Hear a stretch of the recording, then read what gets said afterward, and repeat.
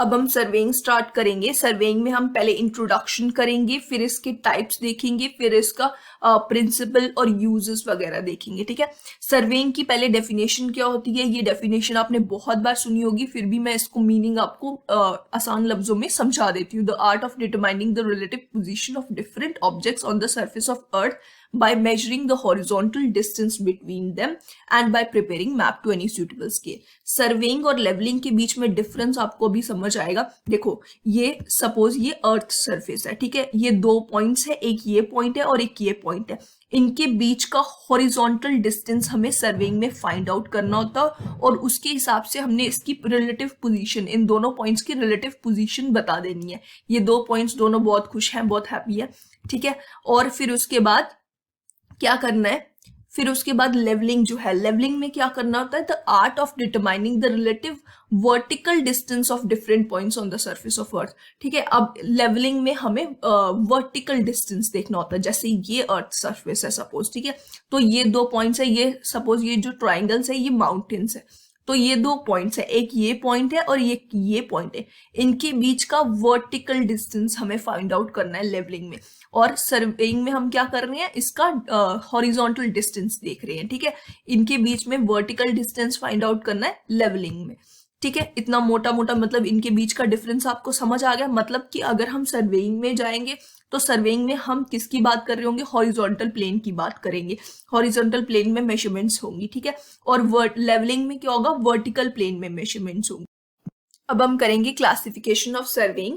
Surveying की classification में पहले प्राइमरी क्लासिफिकेशन आती है, उसके बाद सेकेंडरी क्लासिफिकेशन आती है। पहले हम प्राइमरी क्लासिफिकेशन के बारे में करेंगे स्टडी, फिर उसके बाद हम सेकेंडरी पे जाएंगे। प्राइमरी क्लासिफिकेशन में दो टाइप्स होती हैं, पहली है प्लेन सर्वेइंग, दूसरी है जियोडेटिक सर्वेइंग। ठीक है, प्लेन सर्वेइंग में curvature of earth is not considered और जियोडेटिक सर्वेइंग में कर्वेचर अर्थ का कंसिडर किया जाता है। ठीक है, और plane surveying is carried out over a small area और जियोडेटिक सर्वेइंग लार्ज एरिया पे की जाती है। ठीक है, अब एक मतलब देखो, प्लेन सर्वेइंग जो है, ये देखो सपोज ये अर्थ सरफेस है, ये दो पॉइंट्स हैं। ठीक है, अब इनके बीच का डिस्टेंस बहुत ज्यादा है ना, ये अर्थ की डायग्राम है तो ये डिस्टेंस बहुत ज्यादा है, तो हमें कर्वेचर को कंसिडर करना पड़ेगा। अर्थ की ये जो कर्व है, ये कर्व्ड सरफेस कंसिडर करना पड़ेगा। बट अगर ये पॉइंट्स बहुत नजदीक होते, सपोज ये बिल्कुल इसके साथ आ गया, यहाँ पे होते, सपोज ये पॉइंट्स बिल्कुल नजदीक होते, तो हम ये बहुत ज्यादा नजदीक होते, ये तो डायग्राम में जो दिख रहा है, बट रियल में ये बहुत कम डिस्टेंस पे होते, 250 किलोमीटर स्क्वायर के से भी कम डिस्टेंस पे होते। तो इनके बीच का जो मतलब जो हमें कर्वेचर वगैरह है, अर्थ का कर्वेचर कंसिडर नहीं करना पड़ेगा।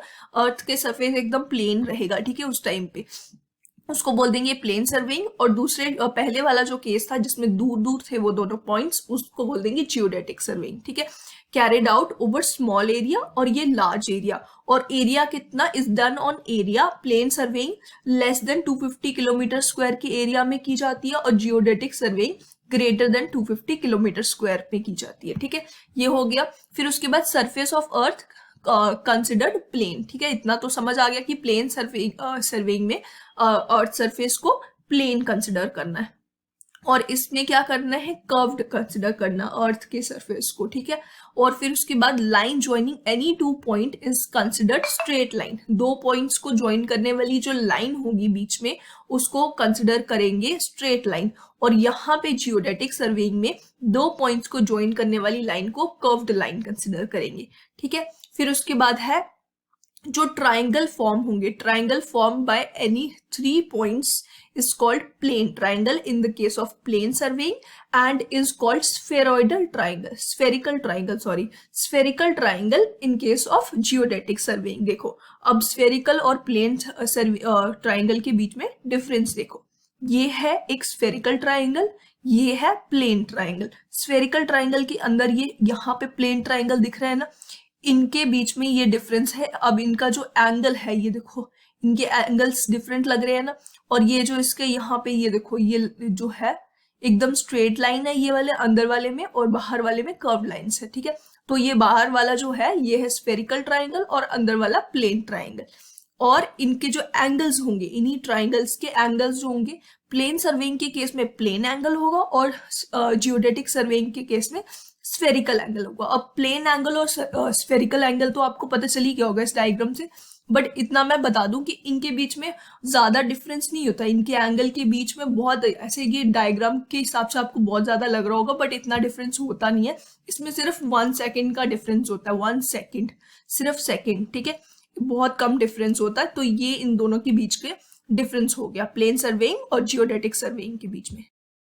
इसके बाद है सेकेंडरी सर्वे, ठीक है। सेकेंडरी सर्वे जो होगा सबसे पहले तो ये बेस्ड ऑन इंस्ट्रूमेंट होगा, जो जो इंस्ट्रूमेंट सर्वे में यूज होगी उस पे बेस्ड क्लासिफिकेशन होगी। सबसे पहले चेन सर्वेइंग आगे, ठीक है, चेन से अगर हम सर्वेइंग करेंगे तो उसको चेन सर्वेइंग कह देंगे। कंपस का यूज करेंगे तो कंपस सर्वेइंग, प्लेन टेबल का यूज करेंगे तो प्लेन टेबल सर्वेइंग, थियोडोलाइट का यूज करेंगे थियोडोलाइट सर्वेइंग, टेक्योमेट्रिक सर्वेइंग, फिर फोटोग्रामेटिक सर्वेइंग। इस तरीके से ये मतलब टाइप्स हैं, इंस्ट्रूमेंट पे बेस्ड क्लासिफिकेशंस हैं, ठीक है। इसके बाद है ऑब्जेक्ट बेस्ड जो क्लासिफिकेशन, मतलब कि इसके जो क्या ऑब्जेक्टिव है सर्वेइंग का उस पे बेस्ड क्लासिफिकेशन। सबसे पहले आएगी इंजीनियरिंग सर्वे। इंजीनियरिंग सर्वे क्यों की जाएगी? To determine the quantities on the or to afford sufficient data for the design of engineering work। engineering works क्या क्या होते हैं? roads, reservoir, या फिर जो जो हमने इंजीनियरिंग में मतलब जो जो बनती हैं चीज़ें, जैसे कि क्रॉस ड्रेनेज वर्क, ये सारी चीज़ें जो है ये सब बनाने के लिए पहले सफिशिएंट डाटा हमें कलेक्ट करना पड़ेगा एक वो, और फिर उसके बाद इनकी डिज़ाइनिंग के लिए जो जो चीज़ें होंगी, तो उस चीज के लिए क्वांटिटी वगैरह पता करने के लिए जो सर्वेइंग होती है उसे कहेंगे इंजीनियरिंग सर्वेइंग। इसके बाद है मिलिट्री सर्वेइंग।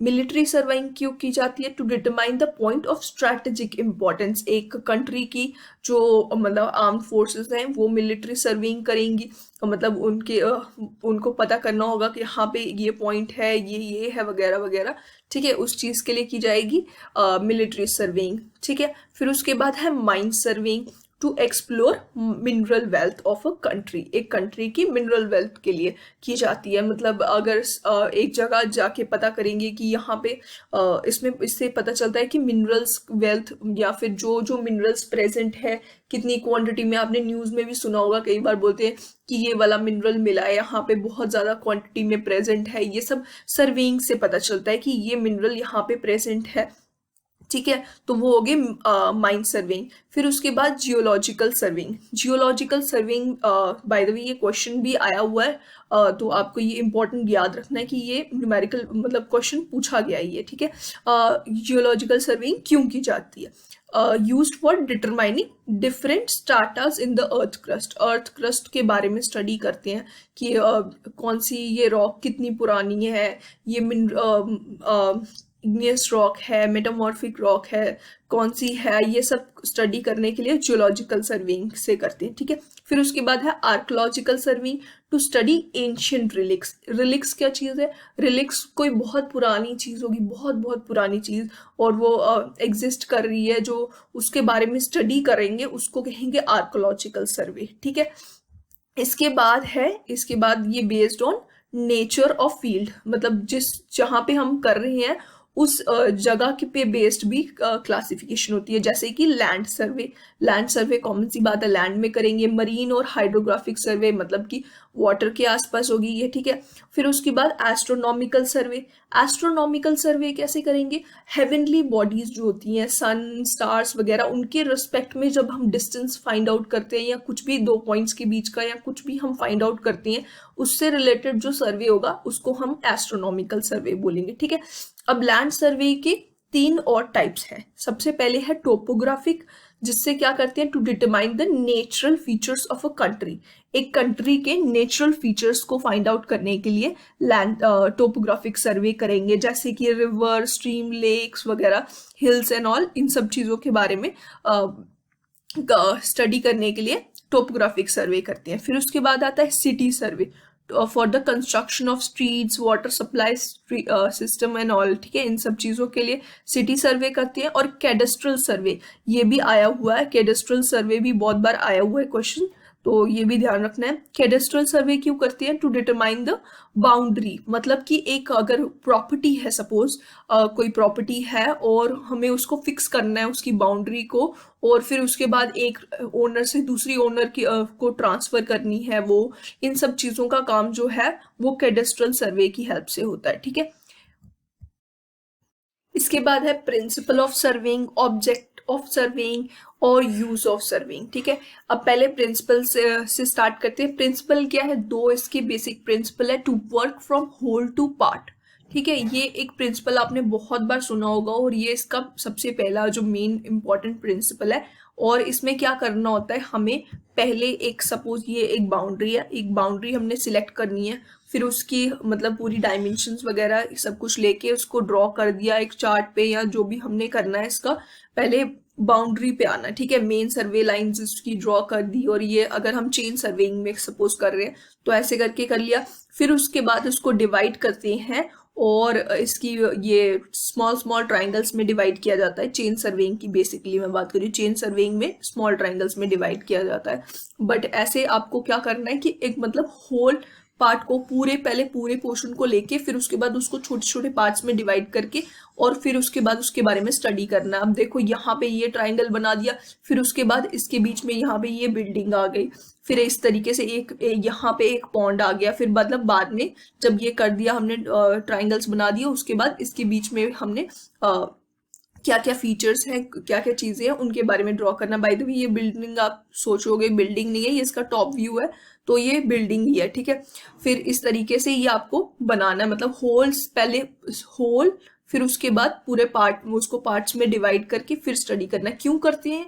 ताकि एरर जो है वो एक्यूमुलेट ना हो, मतलब बहुत ज्यादा इकट्ठा होता जाएगा एरर, तो वो बहुत ज्यादा हो जाएगा। अगर हम उल्टा इसका करते कि पहले पार्ट्स में ड्रॉ करते फिर उसके बाद उसको पूरा होल मतलब एरिया को कवर करते, तो उससे एरर धीरे धीरे धीरे धीरे इकट्ठा होता जाता और बहुत ज्यादा एरर हो जाता है, वो चीज सही नहीं रहती। इसीलिए हम करते हैं from whole to part, work करते हैं फ्रॉम होल टू पार्ट। उसके बाद सेकंड है कि सेकंड इसका ये है कि to locate a new station by at least 2 measurements from fixed reference point. किसी भी फिक्स्ड रेफरेंस पॉइंट की हेल्प से एक न्यू स्टेशन को जब भी लोकेट करना होगा 2 मेजरमेंट्स उसकी चाहिए होती है, चाहे वो एंगुलर मेजरमेंट है, चाहे वो लीनियर मेजरमेंट यानी कि डिस्टेंस वगैरह है या कुछ भी।